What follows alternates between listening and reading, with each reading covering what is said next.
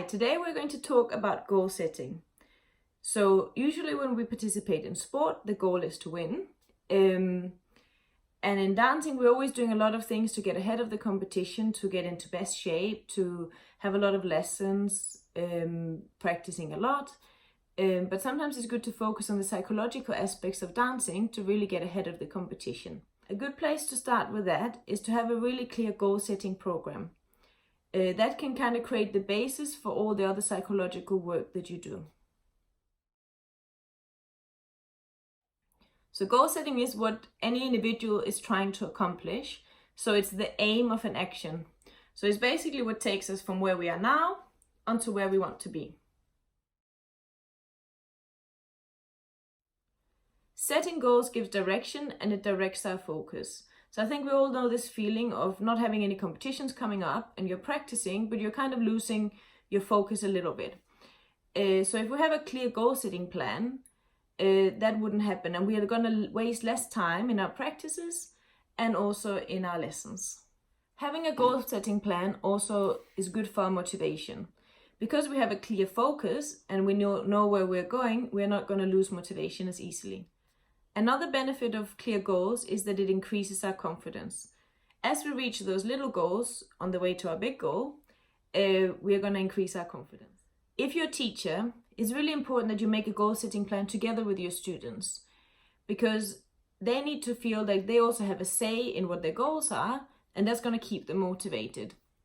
But you also are able to see what is really realistic for the level that they are at the moment. It is really important that we set the right type of goals, because if we set the wrong goals, it can actually have the opposite effect. So we have 3 different types of goals. The first type of goal is called an outcome goal. This is obviously based on the outcome, so it's the result of competition. So for example, if your goal is to make the semi-final in a competition, that would be an outcome goal.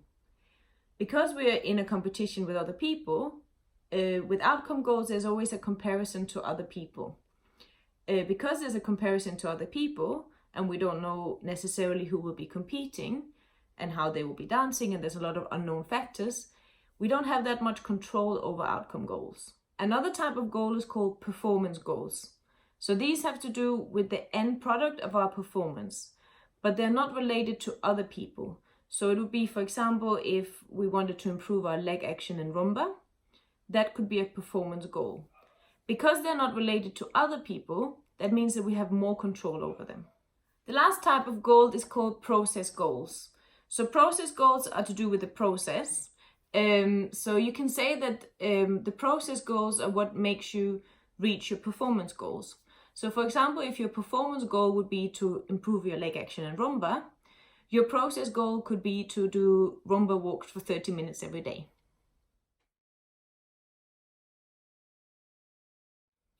You can't really say that one type of goal is better than the other. Really, we need all 3 of them. You can say that the process goals are the building blocks of the performance goals, and the performance goals are what makes us reach our outcome goal. It's really important that we have both short-term and long-term goals. That's going to keep our focus and also keep us working in the right direction. So you might have an outcome goal of being a world champion. To reach that, you might have to improve your confidence.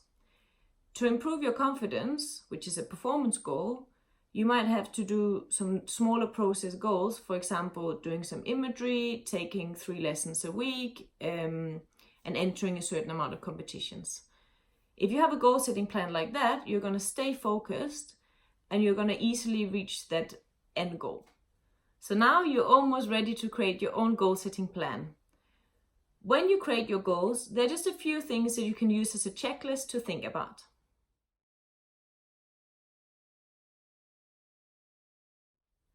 Your goals have to be specific and clear. So it cannot just be to do your best, but your goal has to be much more specific than that. So for example, it could be to improve your posture and passo doble. You have to somehow be able to measure whether you're reaching that goal. So that can either be your own measurement, for example, watching a video and seeing that it has improved, or it could maybe be your teacher being able to tell you if your skill has improved. Your goals have to be attainable, so they have to be possible to reach. It's important that your goals are realistic. So if you're not sure if your goal is realistic, maybe use a teacher to see if your goal is realistic for your current level. Your goal has to be timed. So don't just have a goal of improving your legs in Rumba, but set a timing to it. So say, I want to improve my legs in Rumba within 2 months' time. The goal has to be exciting for you. So if you don't care if you're going to reach your goal, you're not going to feel motivated. So try and choose goals that you're excited about.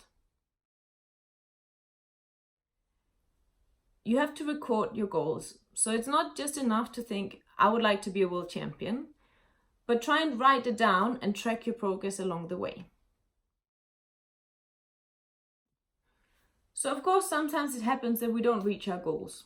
This is particularly the case with outcome goals because we don't have much control over them really. So our goal might have been to win a competition, but maybe we don't win. If that happens, that's why it's really important to have those process and performance goals. Because if we have those, then even if we don't reach our outcome goal, we can still be satisfied that we've done everything to reach that goal. In general, it's a good idea to never rely fully on one competition.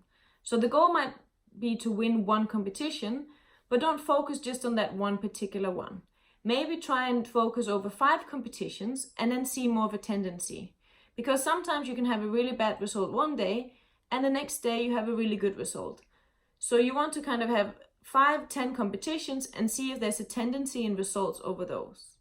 It's a really good idea to share your goals with your teachers and with your partner, but you don't necessarily have to have the same goals as your partner. Good luck with your dancing. I hope you enjoyed this video, and if you have any questions, just send me a message, or if you need any help with creating your goal setting plan.